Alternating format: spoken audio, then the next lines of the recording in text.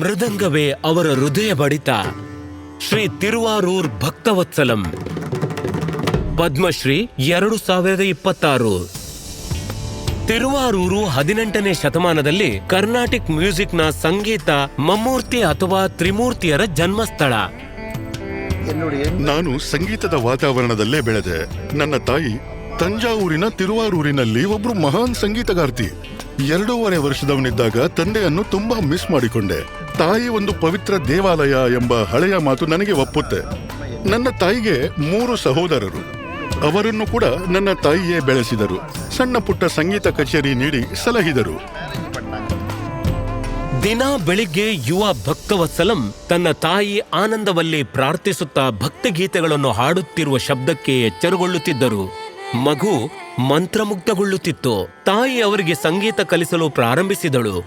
ಈ ಸಂಗೀತ ಜ್ಞಾನವು ಭಕ್ತವತ್ಸಲಂ ಅವರ ಜೀವನ ಪರ್ಯಂತದ ಪ್ರಯಾಣಕ್ಕೆ ಅಡಿಪಾಯವಾಯಿತು. ಬೇಗನೆ ಅವರು ಸ್ಥಳೀಯ ಸಂಗೀತ ಕಚೇರಿಗಳಲ್ಲಿ ಹಾಡಲು ತಾಯಿ ಮತ್ತು ಚಿಕ್ಕಪ್ಪನೊಂದಿಗೆ ಹೋಗುತ್ತಿದ್ದರು. ನನ್ನ ಮಾವ ತಿರುವಾರೂರು ಕೃಷ್ಣಮೂರ್ತಿ. ನಾನು ಅವರನ್ನು ಮೃದಂಗ ಕಲಿಸಲು ಒತ್ತಾಯಿಸುತ್ತಿದ್ದೆ. ಅಮ್ಮ ನನಗೆ ಕಲಿಸಲು ಬಯಸಿದ್ದರು. ಆದರೆ ಸಂಗೀತಗಾರರಿಗೆ ನಿಯಮಿತ ಆದಾಯವಿಲ್ಲ. ಹಾಗಾಗಿ ಅವರು ಸುಮ್ಮನಿದ್ದರು. ಅವರಿಗಿದ್ದ ಸಮಸ್ಯೆಗಳನ್ನು ನಾನು ಎದುರಿಸುವುದು ಅವರಿಗೆ ಇಷ್ಟವಿರಲಿಲ್ಲ. ಆಗ ಚೆನ್ನೈ ಸಂಗೀತದ ಕೇಂದ್ರ ಬಿಂದುವಾಗಿತ್ತು. ಅಲ್ಲಿ ಮಹಾನ್ ವಿದ್ವಾನ್ಗಳು ವಲಸೆ ಬರುತ್ತಿದ್ದರು.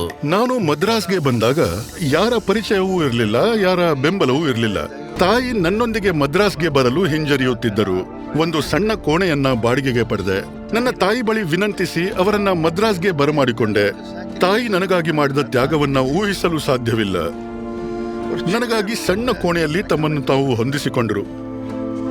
ನಮ್ಮ ಕಾಲೋನಿಯ ಅಕ್ಕಪಕ್ಕದಲ್ಲಿ ಹಲವಾರು ಮನೆಗಳಿದ್ದು ನಾವು ನೆರೆಹೊರೆಯವರಿಗೆ ತೊಂದರೆ ಕೊಡಲು ಬಯಸಲಿಲ್ಲ.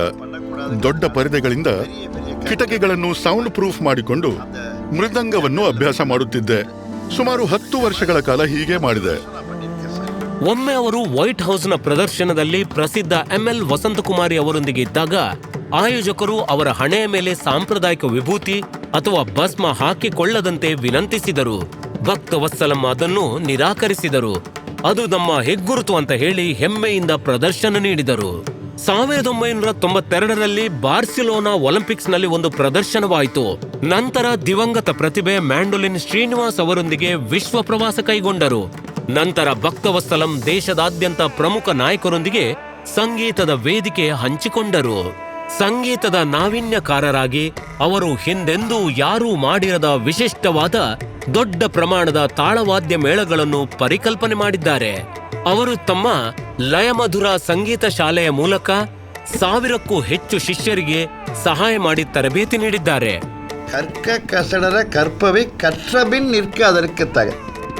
ಕಲಿಯಲು ಯೋಗ್ಯವಾದ ವಿಷಯಗಳನ್ನು ಸಂಪೂರ್ಣ ಕಲಿಯಿರಿ. ಕಲಿತ ನಂತರ ಆ ತತ್ವಗಳ ಪ್ರಕಾರ ಜೀವಿಸಿರಿ. ಸಂಗೀತವೇ ನನ್ನ ಉಸಿರು. ನನ್ನ ಮುಂದಿನ ಜನ್ಮದಲ್ಲೂ ಮೃದಂಗವನ್ನು ನುಡಿಸಬೇಕೆನ್ನೋದೇ ನನ್ನ ಆಸೆ. ಶ್ರೀ ತಿರುವಾರೂರ್ ಭಕ್ತವತ್ಸಲಂ. ಪದ್ಮಶ್ರೀ 2026.